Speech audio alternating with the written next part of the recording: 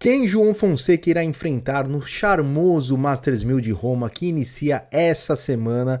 Masters 1000 que é um preparatório para o grande Roland Garros, que é o torneio aí preferido de todos os brasileiros, e o João Fonseca tem uma chave legal, uma chave acessível, finalmente algo a nosso favor, né? A sorte, não diria a sorte, mas não foi aquele azar daquele sorteio. A gente vai passar aqui o chaveamento de Roma e vamos falar sobre esse grande torneio que estão lutando aí para ser um quinto slam, um quinto grande slam, que é bem polêmico, e a gente vai falar tudo sobre esse torneio. Se você quiser saber velocidade da quadra, características de jogo, quem são os tenistas que normalmente se dão bem nessas condições, história, tudo sobre Roma aqui no canal No Auge das Quadras. E o Saidinho já tá aí, ó. Nunca sei. Saidinho já tá aí, pedindo a sua inscrição aqui no canal, rumo aos 8.000 inscritos. Então bora lá. Sem mais delongas, vamos direto aqui para a tela do meu computador para falarmos sobre o Império Romano do tênis, muito mais que uns Masters 1000, muito mais que um torneio Masters 1000. Aliás, eles estão querendo que vire um grande slam, e eu já vou dizer aqui a minha opinião, eu sou contra, tá? Para mim, os grandes slams são os 4 ali, tá tudo certo, não tem nada que querer colocar a Roma aí no meio. Mas vamos falar sobre esse torneio, que são 12 dias de duração, iniciando agora quarta-feira, né? Assim que sair o adversário do João Fonseca, a gente vai fazer aquele vídeo pré-jogo completo, mas já tem aí as duas opções que podem ser esse adversário do João Fonseca na segunda rodada, disputados no complexo do Foro Itálico, um complexo super conhecido, tem aquelas estátuas e tal, é bem famoso no mundo do tênis, saibro ao ar livre, né? E a gente falou aí do Grand Slam, né? Roma tá tentando aí, o pessoal tá falando que tem que ser um quinto Grand Slam e tal, que agora a Itália tá no topo do tênis, mas por enquanto ele é o torneio Masters 1000, por muitos considerado o mais importante do calendário. É como se fosse o quinto Grand Slam, mas não é um Grand Slam na realidade, com uma premiação superior a 8 milhões de euros e 96 atletas em ambas as chaves, masculino e feminino. 1930 foi a fundação, né? Ele foi criado em Milão pelo Conde Alberto Bonaccosa. Em 1935 ele se mudou para o Foro Itálico, onde está até hoje, né? Então desde quando não era a era aberta do tênis, né? Que foi em 1969, primeiro torneio era aberta, John Newcombe foi o campeão, e aí em 1990 ele passa a ser um torneio de categoria Masters 1000. 2011 e 2023 teve a unificação com a WTA, né? Então virou 2 semanas de competição, e agora 2025, 2026, essa luta aí para eles fazerem se tornar um Grand Slam, mas não vai ser um Grand Slam. Vamos falar um pouquinho sobre esse palco aí, o Foro Itálico. A gente fez até no ano passado, nesse canal, a gente fez uma apresentação sobre Roma e falamos sobre as estátuas e tal. Ele é bem conhecido por isso, né? Deixa eu cair um pouquinho pro lado aqui, ó. Então ele foi construído em 1930, na era Mussolini, e um ambiente imponente rodeado de mármore, mosaicos e estátuas monumentais. Então tem várias estátuas. Eu sempre falo aqui, vou repetir mais uma vez, se você tiver a oportunidade de conhecer qualquer torneio de tênis fora do Brasil, é muito interessante a atmosfera, inclusive em Roma, né? A gente tem um amigo nosso que está lá, ele mandou um vídeo, os caras colocaram uma quadra de saibro no meio da rua, então é uma coisa realmente de outro mundo. E em 2010 foi inaugurado ali o Estádio Central, capacidade superior a 10 mil espectadores e teto retrátil. Então aquela coisa de chover ou não tem jogo, não acontece. Roma, que costuma chover, né, nessa época de torneio aí, inclusive a gente vai falar sobre o clima aqui, que vai influenciar bastante no jogo. Então tem o teto retrátil ali na quadra central, tá tudo certo, e ele é localizado às margens do rio Tibre, com o Monte Mário ao fundo.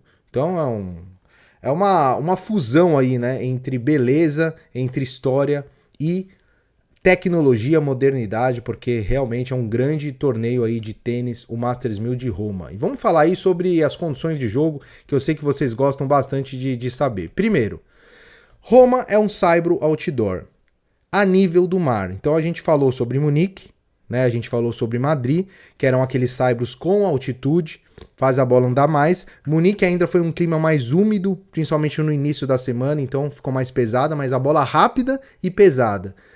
Em Madrid já não era pesado, já era um saibro com altitude, com um clima um pouco mais de calor e a bolinha andando muito, um dos saibros mais rápidos da ATP. E agora o saibro de Roma inverte tudo. Nível do mar, Clima e umidade, então temperatura ali entre 18 e 26 graus em maio e costuma chover. A chuva deixa o clima mais úmido, deixa a quadra mais pesada, a bolinha mais pesada. Então se você tá a nível do mar, a bolinha anda menos. Se você tá com clima úmido, a quadra fica mais pesada. Essa é a fusão perfeita pro saibro raiz, aquele saibro lento, aquele saibro com kick mais baixo, né? Então o saibro que ajuda tenistas com essas características. Quem que é o maior campeão de Roma? Vou dar um tempinho pra você falar aí. Ele mesmo, Rafael Nadal, são 10 títulos que ele tem em Roma, então isso já mostra que é uma quadra lenta, porque o Nadal é o maior vencedor de Roland Garros e o maior vencedor de Roma. Então Roma é um preparatório sim para Roland Garros, condições extremamente parecidas. Então é aquele paraíso para os jogadores de fundo de quadra, jogos de alta resistência, ralis longos, jogos desgastantes, então o preparo físico ele funciona demais, ele é muito importante. E aí eu vou já dar a minha primeira opinião aqui. Todo mundo está dizendo que o Jannik Sinner vai ganhar Roma. Realmente ele é o grande favorito, joga em casa. Mas o Sinner, ele apresentou um desgaste nessa última semana em Madrid. É que ele é tão superior aos caras que nem dá para reparar. Mas ele apresentou um desgaste sim. Esse torneio de Roma, ele é um preparatório para Roland Garros. Então assim, o jogador que se machuca aí não dá tempo de se recuperar, né, muitas vezes para Roland Garros. Então o Sinner, ele tá numa situação que ele não está 100% fisicamente. Então não vão colocando já o troféu na mão do Sinner, porque tem muita água para rolar debaixo dessa ponte aí. E Roma é um torneio onde o Sinner ainda não foi campeão. Aliás, o último campeão italiano faz muitos anos, hein? Se eu não me engano foi nos anos 70, eu tinha até separado essa informação aqui, mas faz muito tempo aí que teve um vencedor italiano em Roma. Eu vou até ver quando que foi a última vez que a gente teve um vencedor italiano, mas é uma seca de títulos aí da Itália. Ó, 1976 foi a última vez que um italiano ganhou o Masters 1000 de Roma. E o Sinner tá com toda essa responsabilidade aí, vamos ver se ele vai conseguir vencer. Então, maiores campeões, Rafael Nadal 10 títulos, Djokovic 6 títulos e Thomas Muster 3 títulos. A gente tem alguns bicampeões, entre eles Alexander Zverev. Alexander Zverev, que tomou um couro na final do Sinner, ele é ele é bicampeão de Roma. Aliás, eu vou passar aqui os últimos campeões. O atual campeão é o Carlos Alcaraz, que não joga esse ano. 24 Zverev, 23 Medvedev, olha só, Medvedev campeão num saibro lento de Roma. 22 Djokovic, 21 Nadal. E aí depois a gente teve de 20 para baixo, Djokovic, Nadal, Zverev, Murray, Djokovic, Nadal, Djokovic, Nadal, Djokovic, Nadal, e aí é só os caras que ganhavam.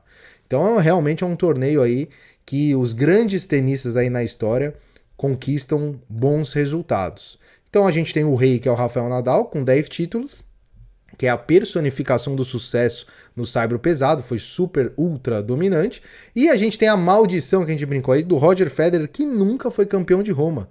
Fez 4 finais, essa é talvez aí para muitos, né, a maior lacuna da carreira do Roger Federer e uma prova definitiva de que o saibro lento é uma condição muito característica e muito específica para você ter um jogador como o Federer nunca ter ganho, né? Tudo bem que tinha um Nadal na época, mas é um fato aí bem relevante o Federer nunca ter ganho o Roma. E quem ganhou Roma? Gustavo Kuerten. Aliás, o Guga fez 3 finais consecutivas, 99, 2000 e 2001, foi campeão em 99, né? E na final de 2000 ele perde para o Magnus Norman, e 2001 perde para o Juan Carlos Ferreira. Então era uma das superfícies prediletas do Guga, que é tricampeão em Roland Garros e 3 vezes finalista em Roma. Então isso mostra que as características de quadras, de jogo, né, é bem parecido Roma com Roland Garros. É aquele esquenta, né, o famoso esquenta para Roland Garros, nosso Guga aí, campeão de Roma em 99.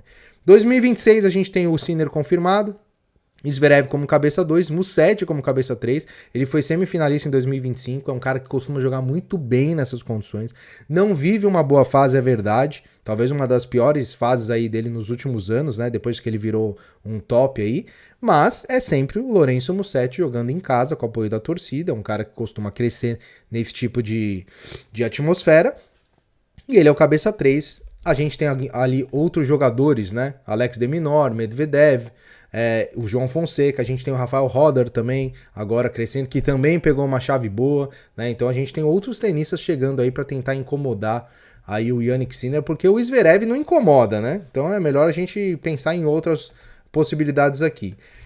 Temos algumas baixas importantes. Carlos Alcaraz está com uma lesão no tendão do pulso direito, então ele está já confirmado fora de Roma, fora de Roland Garros, né, e isso vai impactar na perda do título. Então já perdeu aí o número 1 do mundo, o Sinner vai aumentar mais essa diferença aí. Outro que não vai jogar é o Jack Draper, está com uma lesão, também retirado de Madrid. Então aí ó, o Draper, se eu não me engano, ele vai perder até o top 100, tá? Por causa das lesões.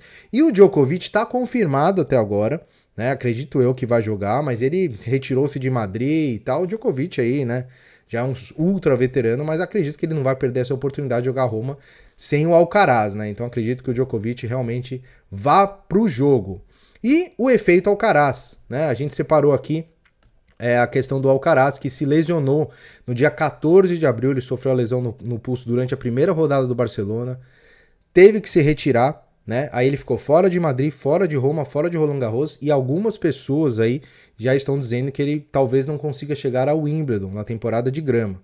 Então é um momento aí bem complicado por Carlos Alcaraz, bom pro Sinner, né? Que aí começa a desfilar sozinho, né? O Alcaraz é hoje o único cara que consegue jogar de igual para igual com o Sinner. Então, a gente tem aí o vácuo do poder, né? O Nadal aposenta, o Alcaraz fora, o Djokovic lutando aí, né, contra o corpo dele. Então o torneio está esvaziado. Temos o fator casa, Sinner, Musetti, principalmente o Sinner, né? Uma grande chance agora para o Sinner ganhar pela primeira vez o Masters de Roma. Aliás, se o Sinner ganhar Roma e Roland Garros, ele se torna o tenista a ter todos os títulos nível Masters 1000 e Grand Slam, o que é um fato raríssimo. Por exemplo, o Federer não tem isso. Acho que o Djokovic tem. O Nadal, se eu não me engano, também não tem. Pra vocês verem o tamanho do feito que o Sinner tá prestes a conseguir, com somente 24 anos aí. Mas tem a questão da imprevisibilidade, né? O saibro pesado, lento, é o torneio mais imprevisível, porque ele tem diversos fatores. Por isso que o Roland Garros é tão maravilhoso. É um grande Slam tão maravilhoso, porque ainda são 5 sets. Então tem essa questão, sim, da imprevisibilidade. Então, mais uma vez, não coloquem o Sinner já como campeão. E eu peguei aqui o chaveamento do Fonseca, que passa de bye na primeira rodada. Segunda rodada ele vai pegar Medjedovic ou Royer. A gente vai fazer o pré-jogo. Por que ele passa de bye? Porque o João é cabeça de chave. Cabeça de chave nesse torneio de Roma não joga a primeira rodada, passa direto para a segunda. Então ele vai enfrentar um desses dois adversários. Na minha opinião, entra como super favorito contra qualquer um dos dois. E depois, numa terceira rodada, possivelmente um ali acima. Shapovalov tá difícil, né? Lembrando que esse caminho aí é de acordo com o ranking, tá? A gente não fez juízo de valor ali, quem vai ganhar, quem vai perder. A gente fez através do melhor ranking. Depois, oitavas, Vacherot ou Echeverri. Medvedev ou Koboli nas quartas, Sinner somente numa semifinal e Djokovic somente numa final.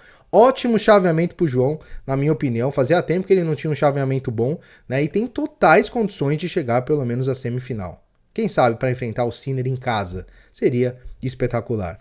Deixe sua opinião aí nos comentários. Essa semana é importante você estar inscrito no canal. É importante você deixar seu like para o YouTube te entregar todos os vídeos. Então, ajuda a gente, que a gente vai produzir muito conteúdo essa semana, muito importante. Vai ter vídeo praticamente todo dia aí, quando o João Fonseca entrar em quadro. Então o próximo vídeo é pré-jogo da segunda rodada. Espero vocês lá. Comenta aí que a gente responde todos, hein? Um grande abraço, nos vemos no próximo vídeo e até mais.